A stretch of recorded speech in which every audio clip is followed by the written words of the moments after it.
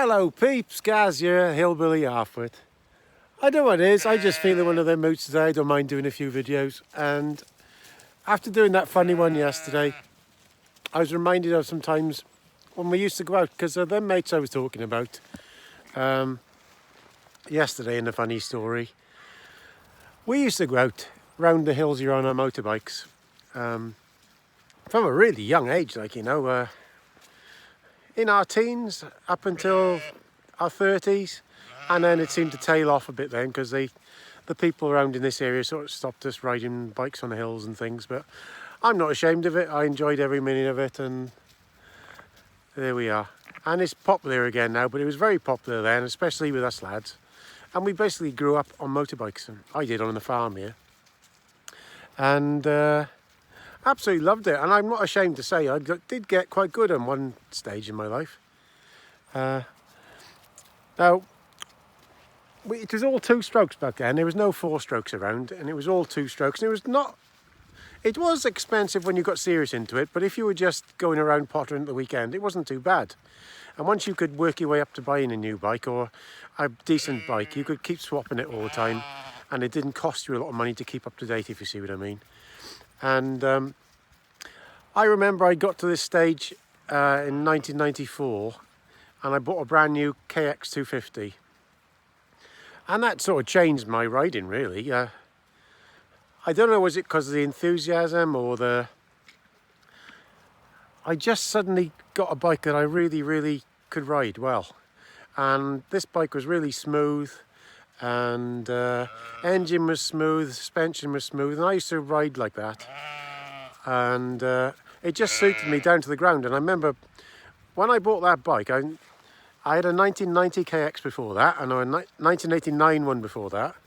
But when I bought that bike, something clicked, and it was because I was fit as well. And I just started getting on really well for about 5 years. I concentrated on the AMCA then, and I managed to get up into expert level on that bike. And I was no fantastic rider. I suppose a middle of the road expert rider, but really enjoyed my time then. But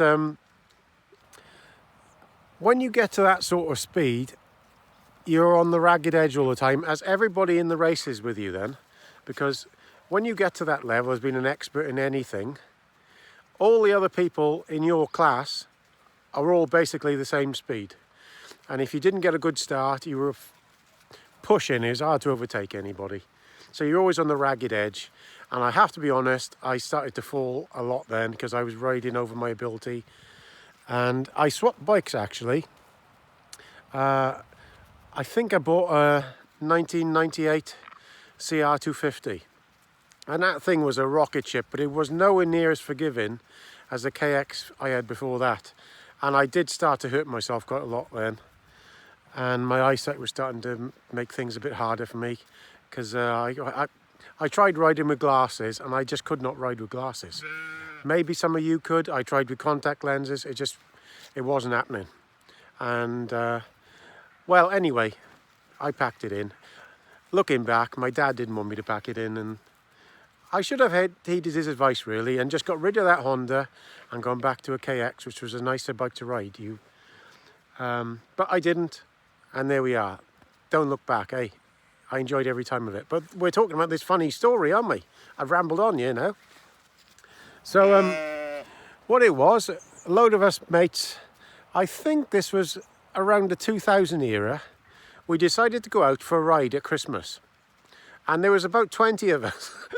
And we never used to do that. We hadn't done it for years and years. We would go out at the weekend, perhaps some of us every so often, and it was a regular thing, maybe 4 or 5 of us, but not that amount of people.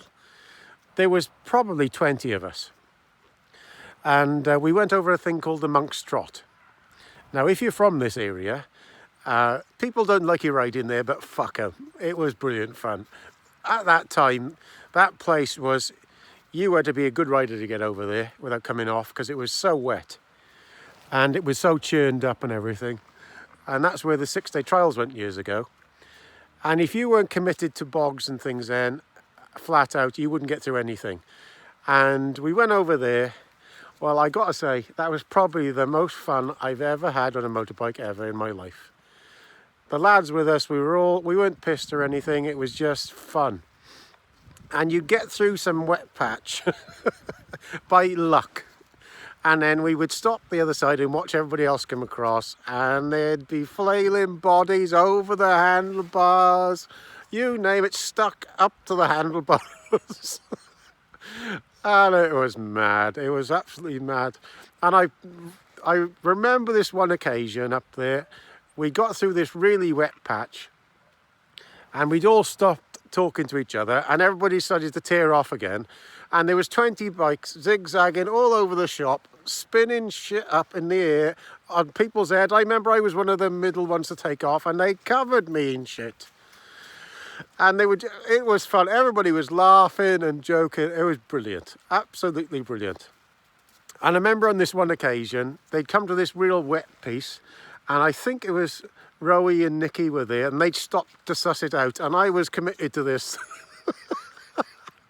I got this thing wound wide open, going through it, and then I hit this bump, and my feet come off the foot pegs, and it was like a bit of a Superman thing. It wasn't planned at all, and I bounced onto the seat, and I bounced through it. I managed to get through it, and I looked back, and them lot were laughing their heads off. Oh, God. And there's another lad that was with us, and he wasn't much of a rider, but a good friend of mine. He always used to come on there. He got stuck, and he was wearing jogging bottoms. Things was coming down all the time. He was covered, absolutely covered. So we got through all that. So yeah, I was listening as well. We got through all that, and we went over to the far end called wash pools, where you go through Bont, and you can go up through these things to the wash pools. Now, I got to be honest, I haven't been there that time. I hadn't been there many times, and I haven't been there much since, to be honest with you. Motocross is my thing, but we went that day, and I can't remember if it was raining or not, but you have to cross the river in two places, and I did not realise it was so deep. So when we crossed the river in the first place, the one lad who was with us, we got through, but I have to admit, I found it hard to get through because it was halfway up your bike's engine and the water was pushing. But he got through this one bit, and he said, no, I'm not coming any further. I'm going to turn back. So we all carried on going, and yeah, I said, just head back to Bont, to that pub, and we'll meet you there. We'd been gone for at least an hour, and we came back, and he was sitting on the side with his bike in the river. The bike was in the river, out of sight. Now, we were sat there thinking, I can't believe he'd literally gone 10 yards. So we managed to get this bike out for him some shape, and Nicky's brother, a bit of a mechanic, and we got it upside down. It would not start because it had gone solid. So we got it upside down with a spark plug out, trying to get the water out of this thing. And after a while, we did manage to get it started, but boy, it was banjaxed. It did not sound good at all. And then he said, well, I've only borrowed this bike. So we didn't think it'd even get back to Raider. But anyway, off it went.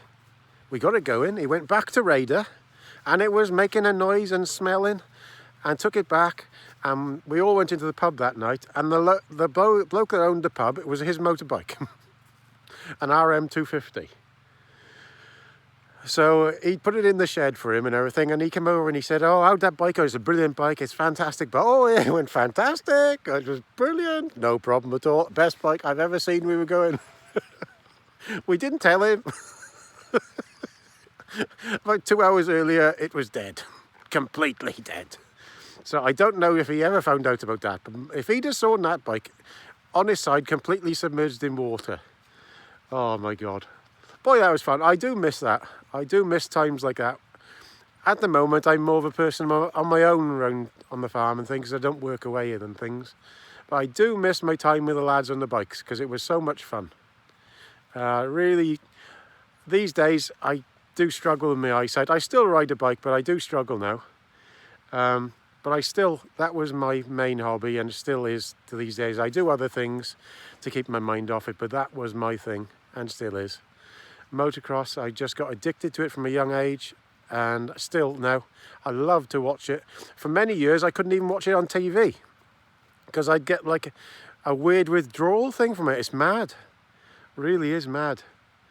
And then I had these eye operations, it was about 5 or 6 years ago, and I could go back on a bike then. I did go back on a bit, but I found it not fast. I couldn't ride fast anymore.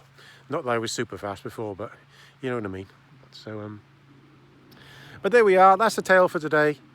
Have fun with your friends when you're younger, because you will always remember it and you always enjoy it. And I still do. I look back on their memories and I smile every time, especially with them lads, Hopi and all them lads, and such brilliant fun. Such brilliant fun. So, all the best, peeps. Ta-da.